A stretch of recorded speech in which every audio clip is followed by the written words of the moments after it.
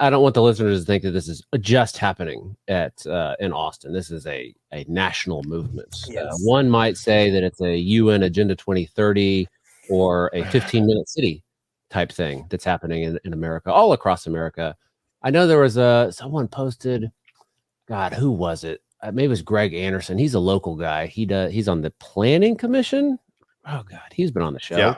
My show. Yeah. That's Austin City Councilman podcast, by the way. And there's people like he is real big on this. He posted a photo where there's people holding signs. Austin passed parking reform. Houston, you're next. Oakland, you're next. New York, you're next. Seattle, Corpus Christi. That's what Corpus Christi needs to revitalize its economy. It could be so much more if only they got rid of parking requirements. All right, so why don't we level set? Because I do have a video that I can put up that kind of briefly explains it, and then we can kind of talk about it. How about that? Is this from the DMV on how to park? I love the battle over the framing here. It's great. On whose grounds are we going to have this debate? This is from an Austin TV station, so it's probably just middle of the road, I would assume. So What are you talking about? Austin TV station, middle of the road? All right, so let's see what it says. Let's see what it says. Oh yeah, she's so hot. From the city's land development code, that is. This applies to all new developments, including both residential and commercial ones. And officials are saying these parking spaces are just expensive to create and upkeep. The vote also called for promoting shared and off-site parking options with adjacent properties to support walkable mixed-use developments to lessen the need for parking. The City of Austin's Housing and Planning Department says the removal of parking minimums will help lower the costs of building housing and allow for lower market rent prices. See, how can you argue against that? Are you talking about Britt Marino? I can't argue with her. She can say whatever she wants, and I'm Great. Now you're in favor of parking minimum. I mean, in favor of abolishing parking minimums. Perfect. I'll be respectful. She's beautiful. She is really attractive. She's a beautiful woman.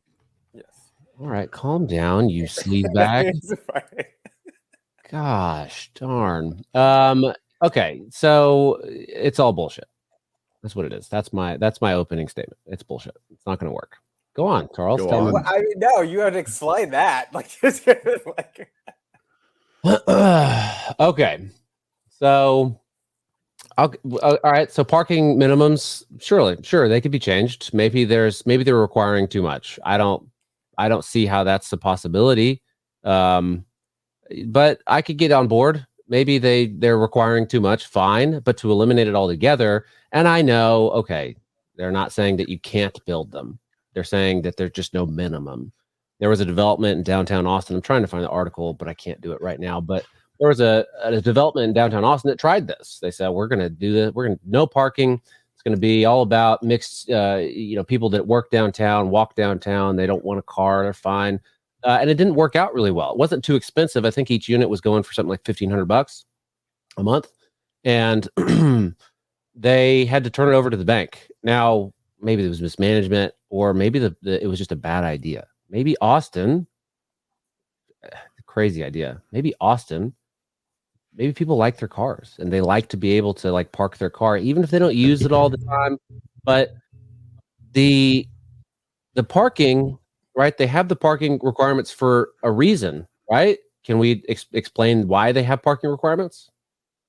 I mean, I because it's government and they like to tell you what to do with your fine. But tell us what I don't know what they're, because from my perspective, it's very unscientific and it maybe so.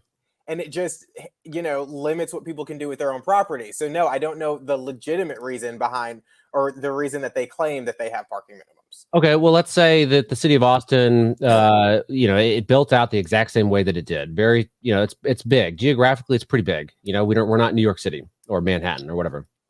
And people are buying all these cars and they're driving around, and they did this, people weren't building enough parking. But the developers, they don't have control. There's no property rights over the roads. How are you going to pay for the roads without taxes, Michael? And so, they don't have control over that. There's the city of Austin's not building parking spaces. It's all up to developers. Developers can't say, okay, well, we're going to build, we're going to say that the city of Austin is building all of these suburbs and everything like that. That's being built. City of Austin not building them. People are buying cars, but we're not going to build any parking spaces. The city of Austin is building these roads, the infrastructure for the cars. And so that's how people are getting to the businesses, right? So, they're not, and I've talked to developers. I don't know if I finished that point, but I've talked to developers and they're like, look, if we don't have to build parking spaces, we're going to build like maybe a few, of course, because there's people with disabilities. So you have to do that, but we're going to build out as much space as possible that we can sell. Right. So it's going to reduce the amount of parking. And I don't think that's going to be great for someone like me who doesn't live anywhere near. I don't live in a walkable neighborhood. I mean, I can go for a walk and that's great, but I'm not going anywhere except for the pleasure of walking. I can't walk down 360 to get to HEB.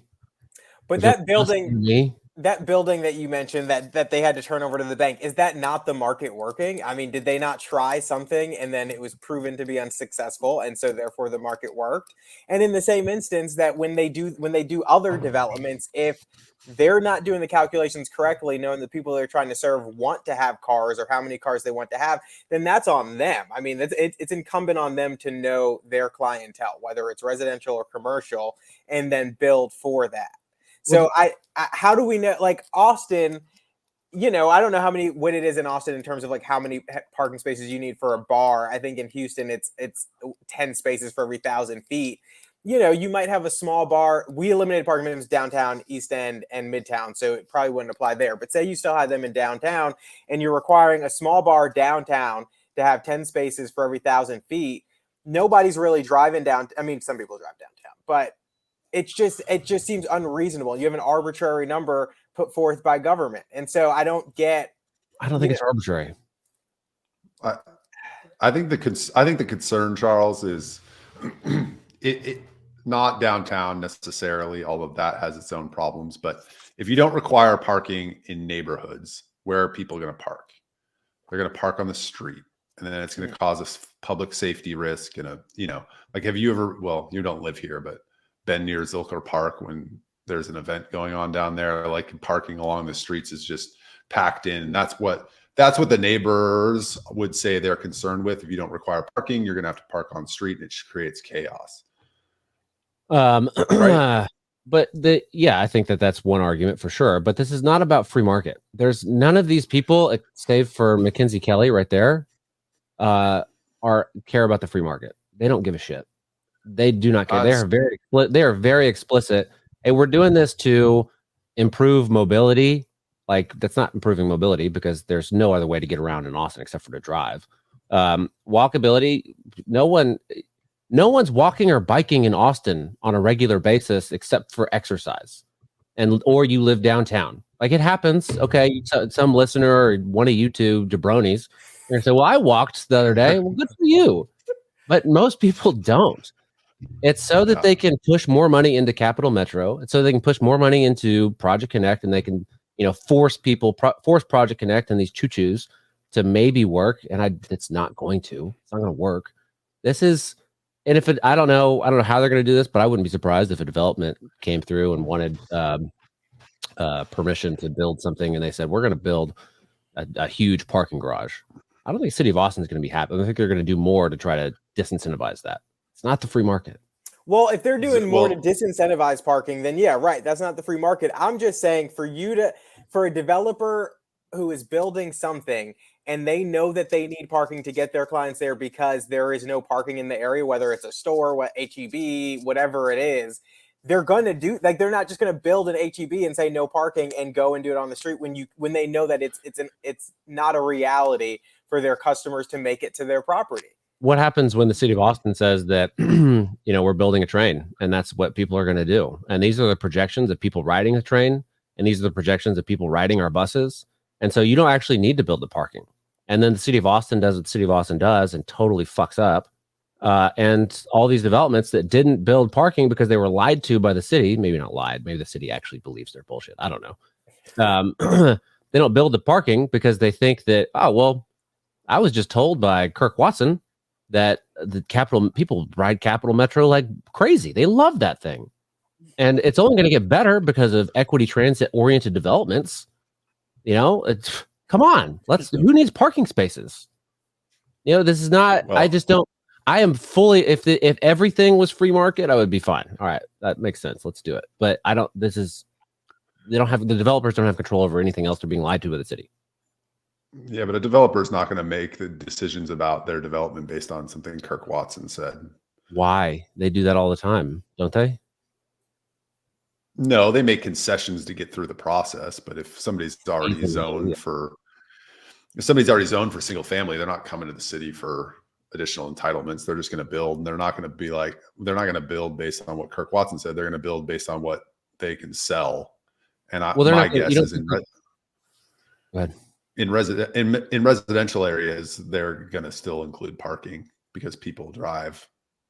And there was segue. There was an amendment added to the no parking requirements bill by Councilmember Paige Ellis, your Councilmember Brad Swale, that requires bike parking. What a bitch. So I can see Brad's point. There is a broader agenda here that this fits into. So if you look at it in a silo, you're like, yeah, it makes sense. Let the market decide. Developers are smart enough to know what the people that they're going to be selling to are going to want. Yes, there's incentive to try to build more, but they're also going to provide parking because I wouldn't buy a house without parking spots, So they're going to build parking. But there also is the broader agenda, which Brad is very concerned about at the World Economic Forum, which is like, we're going to push you all into dense neighborhoods. You're all going to take the train and you're going to walk to work. But that's not reasonable in Austin. Like, unless you live downtown, you're walking anywhere. You're not walking anywhere. You're driving. Well, I'll take umbrage with your comment that they're going to build residential parking. I don't think that they're going to with this new home initiative, which I know Charles is a huge fan of.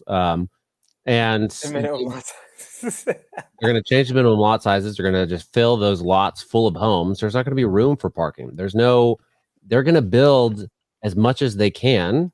And maybe there will be a couple parking spots, right? A small, whatever, but people, a husband and a wife with some kids, a kid, whatever, they probably have two cars, right?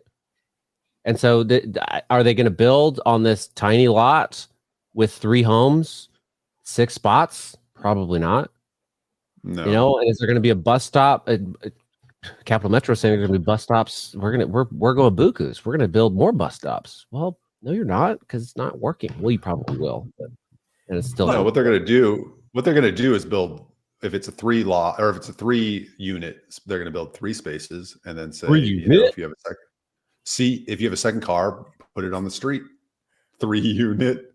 Yeah, if you have a second car, put it on the street. That's probably what's gonna happen. Yeah, and the city of Austin's not going to build wider streets. Are you fucking kidding me? They're going to make them more narrow with all these dumb plastic pylons all around the neighborhoods so that bikes cannot bike. Right? It's crazy town. Well, okay. So for the smaller house thing, do you guys not have like those 3? I mean, you guys might not. I know Houston has a lot of them, like the 3 packs with the townhomes where you kind of go in and you have the shared driveway and you have like 8 parking spaces in there for these 3 townhomes. Like, do you guys not have those around Austin? I'm sure we have 1 or 2. It's not 8 parking spaces. 8's an exaggeration, but it's a lot of parking. We have more. Look at you parking minimum zealot, exaggerating how many parking spaces are being built. Well, we have more duplexes that are like that than triplexes or 3 units. But here's the conundrum. There's not really a perfect solution here. So again, Thomas Sowell, there are no solutions. There are only trade-offs. So if the options are let the government dictate parking requirements or let the market, what do you do? Both, we understand that both are not a perfect solution. So which one do you choose? That's really the position you're in. Yeah. Market with slight parameters that keep you from going too crazy. Yeah. I mean, I love the free market. Thomas Sowell's great, super smart guy, admire him a lot, read his books. I'm on board with his philosophy, but the free market, it stops at the street.